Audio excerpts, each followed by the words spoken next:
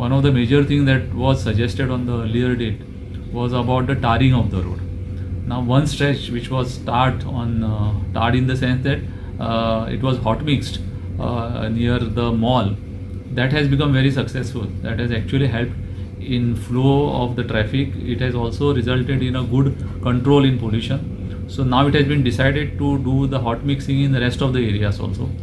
Then it is decided to have two pilot ambulances, in the sense that motorcycle ambulances which will be there, one which on the road going towards Mapsa, and another one will be there on the road which is going to Panji from Mapsa.